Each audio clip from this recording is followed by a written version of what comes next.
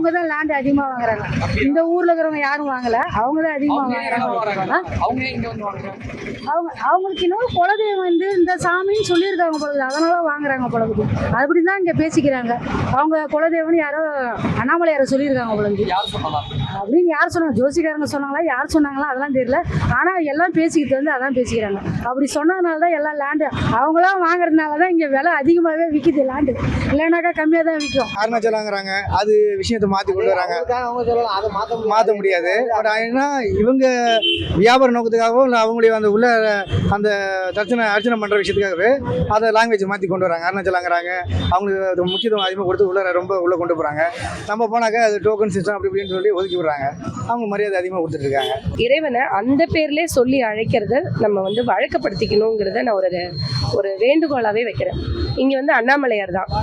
அண்ணா அப்படின்னா நெருங்க முடியாத, மலை அப்படின்னா அகங்காரத்தினால மகாவிஷ்ணுவாலையும் பிரம்மாவாலையும் இறைவனை நெருங்க முடியல. எப்போ வந்து தன்னோட அகங்காரத்தை வந்து மகாவிஷ்ணு விட்டொழிச்சாரோ அந்த கணம் அவருக்கு வந்து இறைவனோட திருவடி பேர் கிடைச்சது. ஆனால் அதை மறுத்த பிரம்மாவுக்கு வந்து எதுவுமே கிடைக்காம போச்சு. ஸோ இங்கே என்னென்னா, அகங்காரம் அழிஞ்சா அன்புனால நெருங்கக்கூடிய மலை, அகங்காரத்தால் நெருங்க முடியாத மலை, அதான் அண்ணாமலை. இந்த அருணாச்சலேஸ்வரருங்கிற பேரை பற்றி நான் குறைவாக சொல்லலை. அருணம்னா நெருப்பு மலை அப்படின்னு எல்லாமே சொல்கிறாங்க. ஆனால் இறைவனே பேசி தமிழ்ச்செங்கம் வளர்த்து அதுக்கு தன்னை முதல் தலைவனாக வச்சுக்கிட்டது யாருன்னா சிவபெருமான். ஸோ அவரோட பேர் நம்ம தமிழில் சொல்கிறது வந்து அது நம்ம உயிருக்கு நாம் பண்ணுற ஒரு நல்ல விஷயம்னு நான் நினைக்கிறேன். சில பேர்லாம் அந்த போர்டில் வந்துட்டு வெறும் தெலுங்குல மட்டும் வைக்கிறாங்க அப்படின்னு ஒரு பிரச்சனை போகுது.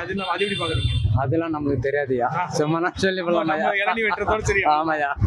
நாங்க தமிழ்நாட்டுல பிறந்திருக்கோம். மோஸ்ட்லி எங்களுக்கு தமிழ்னா நாங்க தமிழ்ன்ற உரிமை எங்களுக்கு இருக்குல்ல. நாங்க அவங்க ஊர்ல போயிட்டு தமிழ் கேட்க முடியுமா? ஏன் எங்களுக்கு மரியாதையே இருக்க மாட்டேங்குது. ஆந்திரா போனாலும் நாங்க தெலுங்கு பேசி ஆகணும்ல, அவங்களுக்கு தமிழ் தெரியல.